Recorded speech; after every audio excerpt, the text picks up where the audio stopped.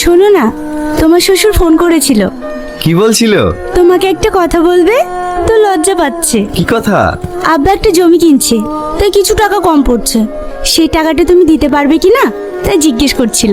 এতে আবার লজ্জা পাওয়ার কি আছে? কত টাকা? ওই 5 লাখ টাকা মতো। তা ঠিক আছে, তোমার আব্বাকে আসতে বলো, লকারে টাকা রাখা আছে, ওখান থেকে 5 লাখ টাকা দিয়ে দিও। এই বুড়ো, কোথায় যাচ্ছ? এটা আমার ছেলের বাড়ি, ওর সাথে আমার একটু দরকার আছে। মিথ্যে কথা বলে না, জায়গা বল না, যাও এখান থেকে। আমি সত্যি বলছি, তুমি আমার ছেলেকে ডাকো, তাহলে সব জানতে পারবে। আমি কোনো কথা শুনতে চাই না, তুমি এখান থেকে সরো। কি হয়েছে? কার সাথে ঝামেলা করছো?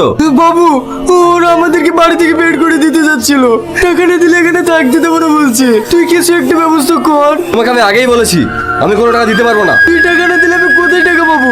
এই বাড়ির জমি বন্ধক দিয়েছি তোকে পড়ানোর জন্য। তুই টাকা না দিলে কে দেবে বল? ছেলে জন্ম দিয়েছিলে, তাই কর্তব্য করেছি। আমার নিজের সংসার হয়েছে, আমি তোমাকে কোনো টাকা দিতে পারবো না।